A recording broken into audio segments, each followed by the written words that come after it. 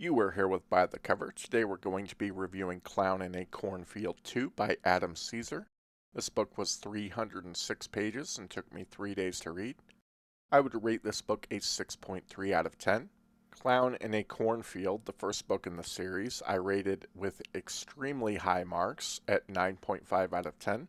Unfortunately, the sequel did not achieve that high a score for me. The book was still enjoyable. I'll get to what did and didn't work for me later in the review.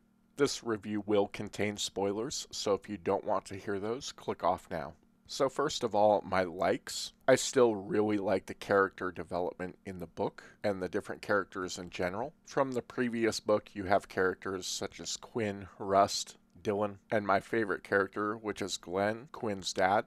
I think he's hilarious. And then you also have a cast of new characters, such as Jerry, Dev, Sheriff Lee, and Eli, and the Hunter family. It's not just the characters I love, but the chemistry between everybody as well. I really liked how Eli Hunter's character started out, and his introduction was going through his passion for running a haunt, as they call it. It doesn't matter the subject matter. If somebody's passionate about something, I really like reading or seeing content produced by those people because you can just feel the passion that's coming through, so that's always interesting to me. Unfortunately, I don't think his character carried strongly throughout the book, but I did love his introduction. I thought certain death scenes in this book were really good. I'm not going to go into which ones and who, because I don't want to spoil too much, but I enjoyed those, and I really enjoyed the tension building as well. I liked the social media tie-in. I thought that was a great concept, but there was a bit too much of it. So as far as my dislikes in this book,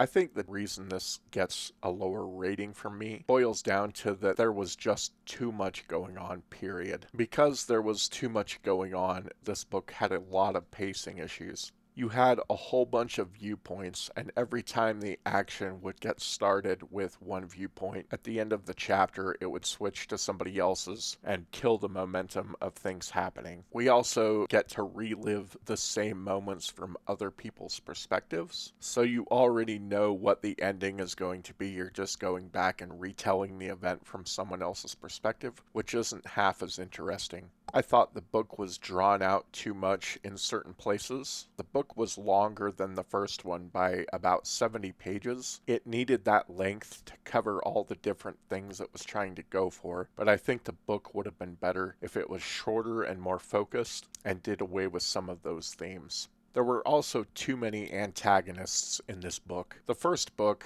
was surprising because you're expecting one person to be doing it and it's multiple people doing it. In the second one, it's kind of the same concept, but it's not half as surprising in the second book. And if you have too many antagonists, none of them are all that threatening. It's like having a bunch of mediocre antagonists as opposed to one really great one. And that's what happened here, but not only that, but you also had antagonists pitted against antagonists. Even they were fighting amongst each other. I also thought, even for the book being longer than the first, there were a lot of underdeveloped characters, such as Sandra, Pete, Mason, Sheriff Lee, Dev, and Rust's dad. I thought all of them could have been developed more, and I would have liked to have seen that because I thought that all of them were enjoyable. This book also had some unrealistic behavior that I noted. For instance, previous antagonists flipping positions. And also, there's a point where somebody is harmed, stabbed in a movie theater, and the girl that's working there helped save the person that was stabbed. After she goes to the hospital and makes sure that character's okay, she immediately goes back to the movie theater.